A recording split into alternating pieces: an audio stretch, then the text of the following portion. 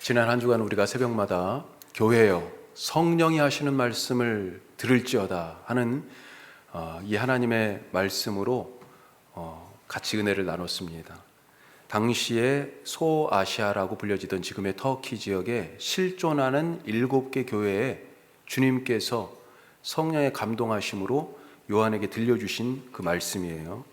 그런데 이 말씀이 그때 당시를 통과해서 이 교회의 역사를 관통해서 지금 우리에게 왔습니다. 우리에게 하시는 말씀이에요. 우리에게 성령이 하시는 말씀을 들으라고 예수님의 말씀을 성령의 입을 통하여서 우리에게 들려주고 계세요. 자, 주님이 말씀하셨는데 우리가 어떤 말씀 들었습니까? 새벽마다 기도하시면서 어떤 말씀 들으셨어요? 교회인 나에게, 우리 공동체에게 무슨 말씀을 하셨습니까? 우리가 같이 한번 살펴보도록 하겠습니다. 오늘은 2가지만 살펴보죠. 첫 번째로 회개하라 말씀하세요. 회개하라. 7교회 중에 책망받지 않은 교회가 있어요. 서머나 교회 그리고 빌라델피아 교회. 이 교회들에게는 큰 책망이 없습니다. 그런데 대부분의 나머지 교회들 공통적으로 하시는 말씀이 있어요. 그래서는 안 된다고. 그것은 교회가 아니라고. 성도의 삶이 그래서는 안 된다 말씀하시면서 그러므로 회개하라 라고 당부하고 계십니다. 아주 강력하게. 그 말씀들을 하나씩 보죠. 에베소 교회에 하신 말씀이요. 2장 5절 말씀. 자, 같이 읽습니다.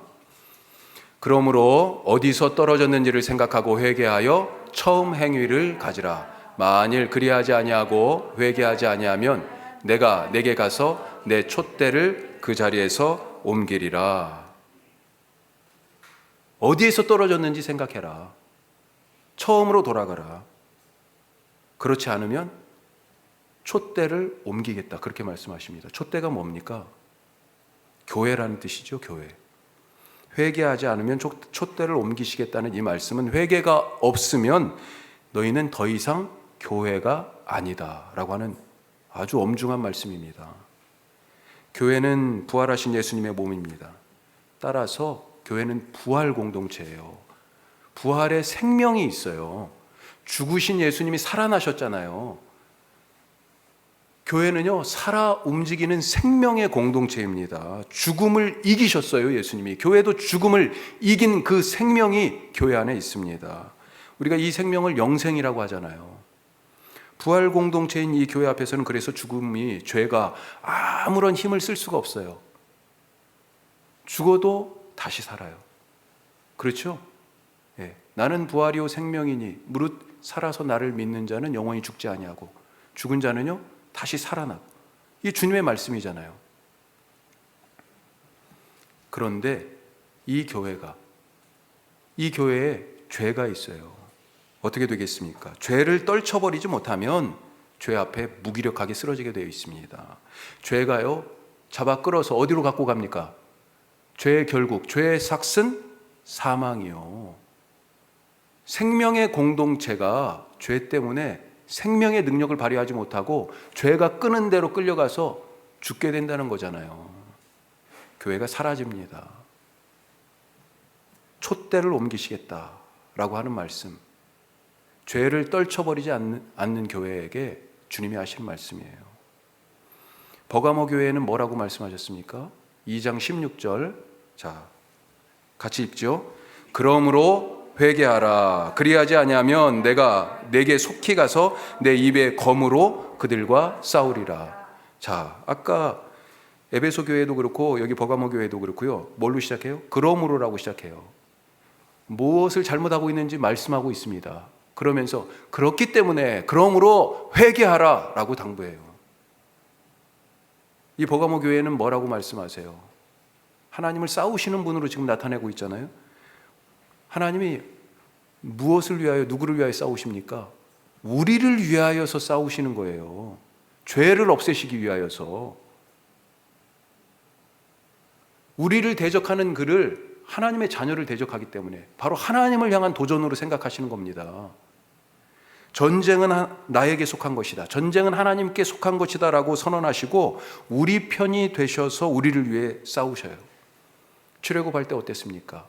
뒤에서는 바로의 군대가 막 쫓아오죠. 앞에는요 자연이 가로막고 있어요. 홍해가 있습니다. 아무것도 할 수 없어요. 이 사람들이 무슨 훈련된 군인이에요? 아니에요.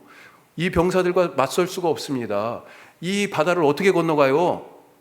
우리가 부는 바람 앞에서, 쏟아지는 비 앞에서 할 수 있는 게 뭐가 있어요? 아무것도 없습니다. 그냥 바라볼 수밖에 없어요. 이 바다를 지금 바라보고 있어요. 그런데 그때 하나님께서 말씀하시잖아요. 출애굽기 14장 말씀이에요. 이렇게 말씀하십니다. 여호와께서 너희를 위하여 싸우시리니 너희는 가만히 있을지니라. 가만히 있으랍니다. 하나님의 일이라는 거예요. 우리 일이 아니래요. 바로의 군대나 홍해 앞에서 우리가 할 일은 그냥 가만히 있는 것입니다. 하나님이 하시는 것을 보는 거예요. 대단하지 않습니까? 하나님이 우리 편이 되셔서 일하시는 것. 북이스라엘의 첫 번째 왕, 남과 북으로 이스라엘이 갈라졌잖아요. 그 갈라진 첫 번째 북이스라엘의 첫 번째 왕이 여로보암이었어요. 남유다 입장에서 봤을 때는 반역자죠. 이 여로보암이 군대를 이끌고 남유다를 침공했습니다. 그때 유다 왕 아비야가 이렇게 말합니다. 역대하에 있는 말씀인데요. 자, 같이 한번 읽어보죠. 역대하 13장 12절 뒷부분입니다. 이스라엘 자손들아, 너희 조상들의 하나님 여호와와 싸우지 말라. 너희가 형통하지 못하리라.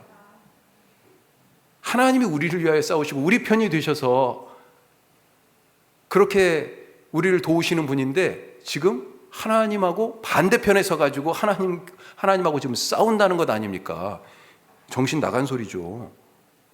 하나님과 싸우는 사람이 어디 있어요? 어떻게 된다고 돼 있어요? 형통하지 못하리라. 인생이 가로막히는 것입니다. 하나님은 공의의 하나님이시기 때문에 죄를 보고 그냥 지나치지 않으십니다. 그 죄를 향해서 돌진하세요. 출애굽 때 시내산에서 하나님께서 모세를 산에서 만나실 때 백성들을 향해서는 뭐라고 그랬냐면 이 산 가까이 경계에 오지 말라고 그랬습니다. 내가 돌진할까 하노라. 내가 돌격할까 하노라 그랬어요. 왜요? 이 백성들이 아직 거룩하지 않아요. 죄에 대해서 하나님께서 참으실 수 없는 그런 공의의 하나님이십니다. 그걸 그냥 지나치지 않으세요. 죄와 싸우십니다. 하나님이 그 죄와 싸우시기 위하여 얼마나 값진, 이 죄를 없애시기 위하여 얼마나 값진 자기 희생을 치르셨는지 알고 계시잖아요. 아들 예수님을 십자가에서 내주지 않았습니까? 그만큼 죄에 대하여 하나님께서 철저하신 분이세요. 죄를 회개하지 않으면 하나님이 그 회개하지 않는 그 죄, 회개하지 않는 그와 싸우십니다. 우리에게 돌진해 오세요. 어떻게 하시겠습니까? 자, 두아디라 교회는 뭐라고 그러셨을까요? 2장 21절 말씀이에요. 자, 같이 읽습니다. 또 내가 그에게 회개할 기회를 주었으되 자기의 음행을 회개하고자 하지 아니하는도다. 또 회개하라고 말씀하고 계세요. 성경에 보면 하나님께서는 이렇게 죄를 눈뜨고 못 보시는 분이지만 그 죄를 바로 심판하지는 않으세요. 참으십니다. 회개하고 그 죄에서 돌이킬 기회를 주세요. 왜 선지자들을 보내셨습니까? 아니, 그 백성이 죄를 지었으면 그냥 심판하시면 되잖아요. 공의 하나님이시니까. 그런데 꼭 선지자를 보내요. 선지자를 세워요. 니느웨에 요나를 보내셨습니다. 니느웨 그 죄를 정말로 눈뜨고 하나님이 보실 수 없었으니 그냥 소돔과 고모라처럼 불을 내려서 심판하시면 되잖아요. 유프라테스 강가에 있으니까 그 강을 그냥 범람해서 넘치게 하셔서 그냥 확 홍수처럼, 노아 홍수처럼 그냥 싸그리 쓸어버리실 수도 있잖아요. 그런데도 불구하고 그 심판 전에 요나를 보냈습니다. 요나가 그 죄에 대해서 가서 고발하죠. 그 사람들에게 기회가 주어진 거예요. 그 기회를 니느웨 사람들은 붙잡았습니다. 회개했어요. 그래서 하나님이 심판을 거두셨잖아요. 아직 기회가 있습니다. 하나님은요, 그렇게 참고 기회를 주시는, 화내기를 사실은 더디하시는 분이에요. 출애굽기 34장에 이런 말씀이 있어요. 여호와께서 그의 앞으로 지나시며 선포하시되 여호와라 여호와라 자비롭고 은혜롭고 노하기를 더디하시고 노하기를 더디하시고 인자는 사랑입니다. 사랑과 진실이 많은 하나님이시다. 언제 이 말씀을 한 거냐면요, 출애굽기 34장이에요. 노아가 모세가 하나님 말씀을 들으려고 산에 올라갔잖아요. 시내산에서 거기서 하나님 말씀을 듣고 또 그 말씀 중에 10계명을 돌판에 새겨주셔서 그걸 딱 들고 지금 내려오고 있는데, 내려와서 딱 내려오다 보니까 어때요? 아니, 밑에서 이 사람들이 이 모세가 안 내려온다고 죽은 것 같다고 그러면서 이제 우리에게 새로운 신이 필요하지 하면서 금송아지를 만들어서 거기서 짐승을 잡아 바치고 그 앞에서 춤추고 노래하고 축제를 벌이고 그렇게 예배하고 있더라는 거 아닙니까? 이걸 보고 모세가 그냥 뚜껑이 확 열리고 열이 확 난 거죠. 분노했습니다. 참을 수가 없었어요. 그래서 이 10계명의 돌판을 갖다 막 던져버렸잖아요. 깨졌습니다. 나중에 사태가 진정되고 나서 다시 산에 올라가죠. 돌판을 깨트렸으니 새 돌판을 들고 올라갑니다. 다시 써달라고 하나님한테. 그때 하나님이 하신 말씀이에요. 나는 은혜롭고 자비롭고 노하기를 더디한다. 하나님의 성품입니다. 하나님의 성품. 그래서 참으시는 거고요. 그래서 죄를 쓸어버리시지만 그 전에 기회를 주시는 거예요. 회개할 기회. 소아시아의 7교회에 지금 가장 절실한 것이 뭐라고 말씀하시는 겁니까? 쭉 말씀하시면서 그러므로 회개하라 말씀하세요. 지금 우리에게 가장 절실한 것이 바로 이 회개입니다. 지금이 회개할 때예요. 그런데도 이 기회를 놓치고 회개하지 않으면 어떻게 됩니까?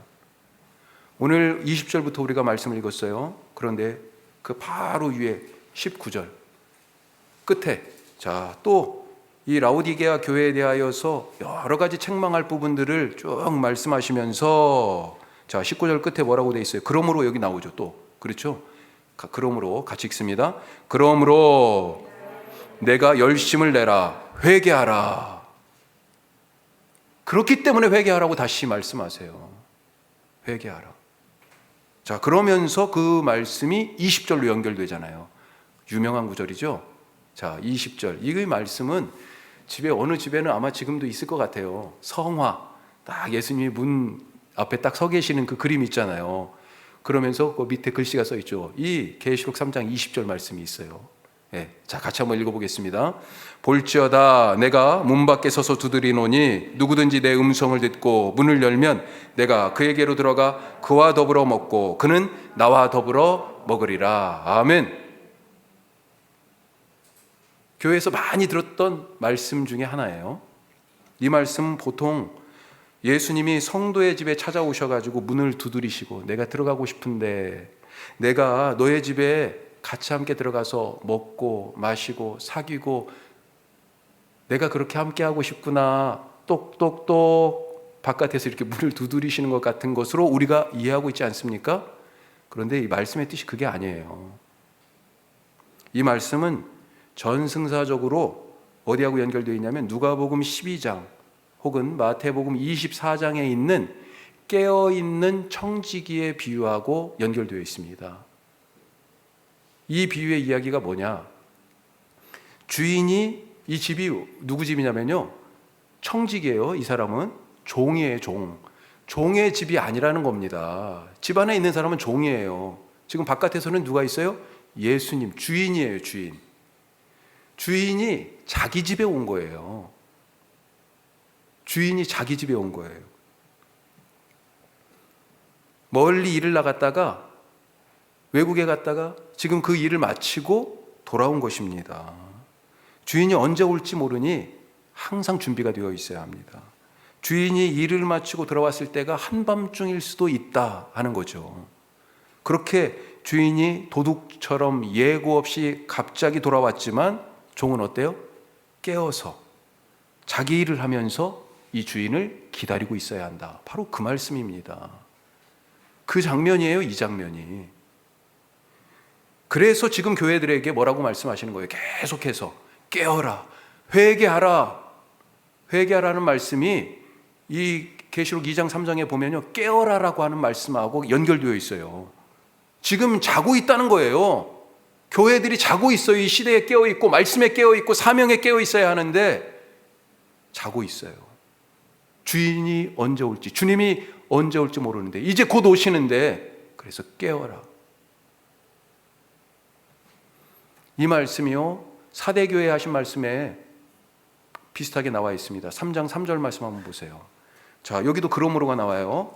앞에 쭉 사대교회에 대한 부분들, 아쉬운 부분들 책망을 하시죠. 자, 그러면서 그러므로 3장 3절 같이 읽어요. 그러므로 내가 어떻게 받았으며 어떻게 들었는지 생각하고 지켜 회개하라. 만일 일깨지 아니하면 내가 도둑같이 이르리니 어느 때에 이르는지 내가 알지 못하리라. 바로 이 말씀이잖아요. 연결이 되죠. 일깨지 아니하면, 그랬어요. 일깨지, 이렇게 번역했는데 깨어나지 아니하면, 웨이크업입니다. 자고 있다는 거예요, 교회가. 그래서 살았다 하는 이름이 있으나, 사대교회에게 그렇게 말씀했어요. 살았다 하는 이름은 있지만 죽은 거예요. 이게 지금 죽은 듯이 자고 있잖아요. 살아 숨쉬고 있죠. 그런데 자고 있는 사람이 밥 먹습니까? 예? 자고 있는 사람이 가서 일하고 있어요? 누구하고 얘기합니까? 자다가 얘기하면 이상한 거죠. 예, 정신 차리라고 하죠. 오히려 깨우지요. 헛소리 한다고. 우리가 정말 어디에서부터 무엇이 잘못되었는지 잘 살펴야 합니다. 자, 그런데 살펴보니까 잘못된 게 없어요? 회개할 것이 없습니까? 나는 잘못한 것이 없어요? 한국교회에게 지금 주님이 회개하라고 하시는데 우리 교회가 그걸 지금 딱 그 말씀을 들으면서 아이고 하나님, 그거는요 저기 옆에 교회에 얘기하시는 거죠? 우리 말 아니죠?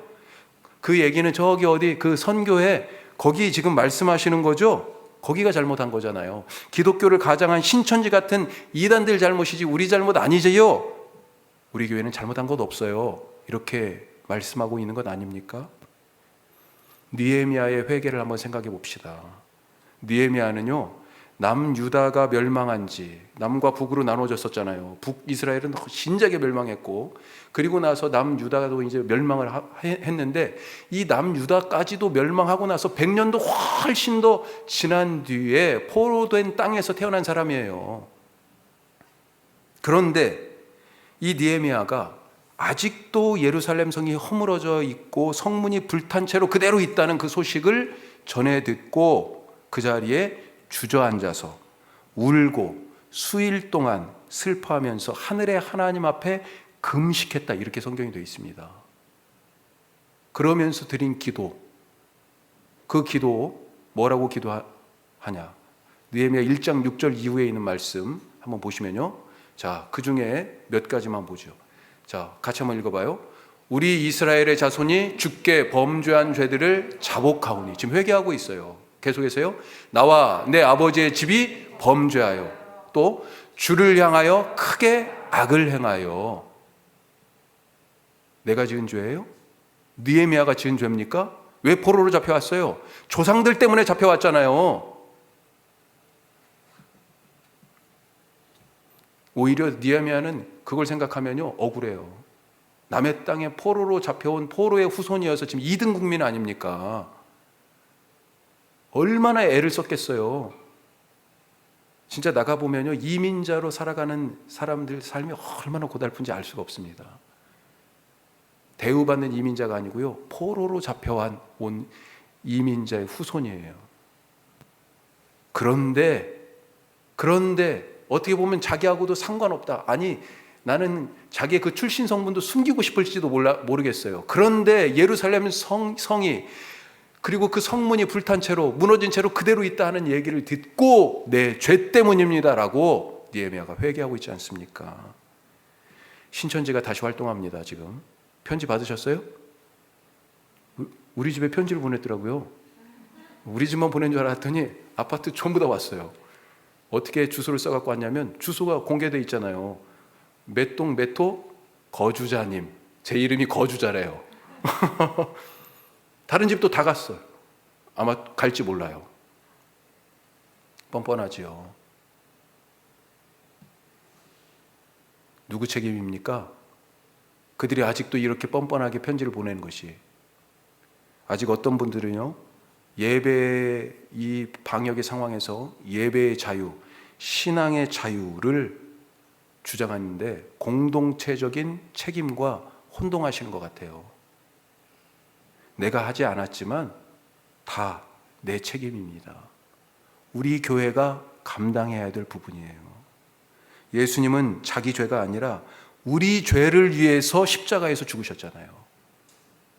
우리가 예수님의 몸인데 우리에게도 그와 같은 남의 죄를 짊어지는 회개, 그런 섬김이 우리 가운데 있기를 간절히 바랍니다. 성령이 지금 교회들에게 뭐라고 말씀하세요? 회개하라. 회개하라.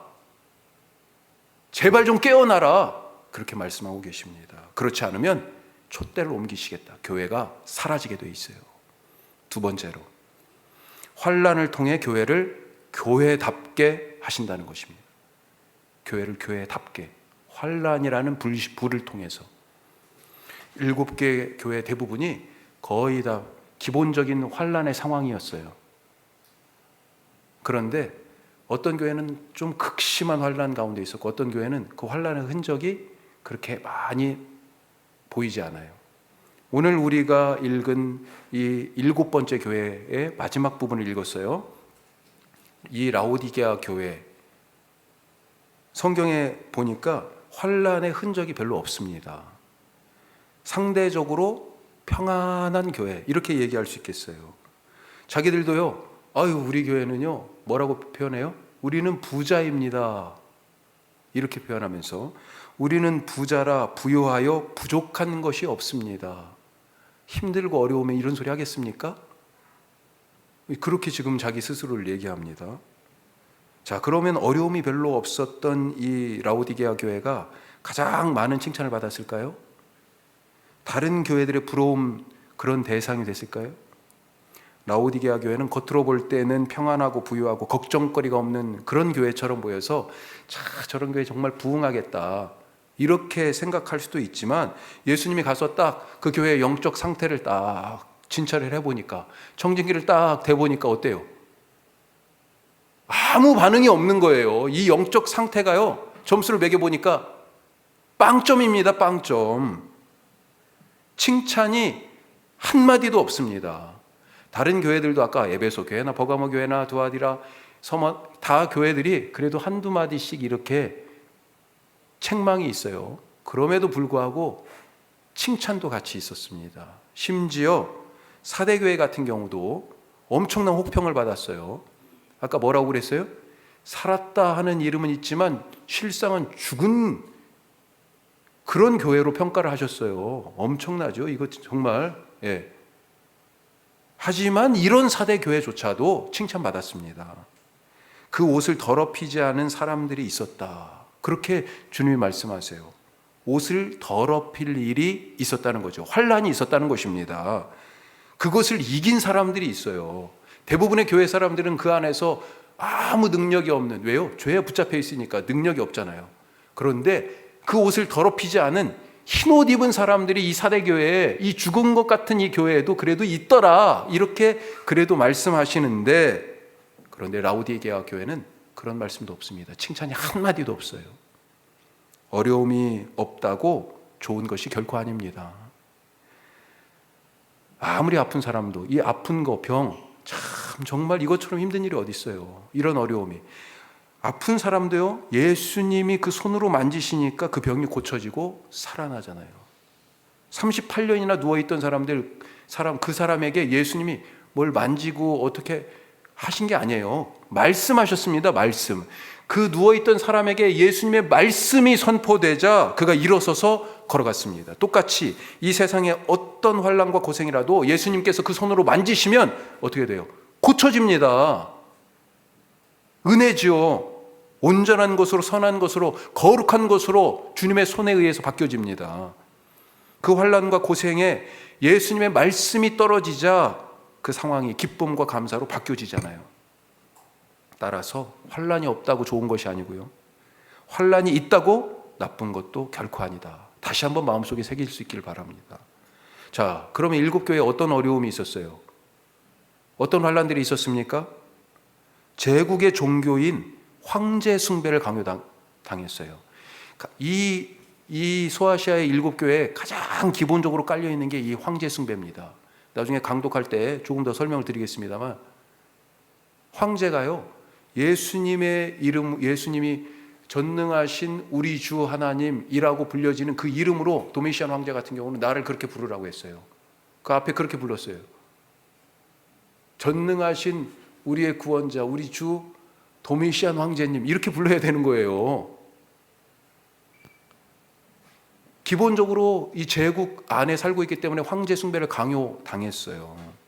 황제가 신의 현현이고 하나님의 아들이라고 선포했습니다.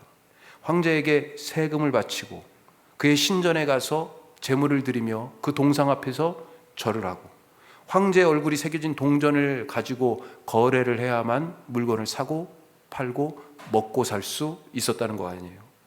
성도들이 각자 자기 일이 있었죠. 그런데 그 일마다 조합이 있습니다. 우리식으로 얘기하면 조합, 이걸 길드라고 얘기하죠. 길드마다 수호신이 있습니다. 그 신에게 정기적으로 예물도 바치고 같이 함께 모여서 그 신을 기쁘게 해야 되니까, 그래야 우리가 하는 일에 복을 주니까 잔치도 축제도 그렇게 의식을 열죠. 예배 행위를, 거기에서 음란한 짓을 하고요.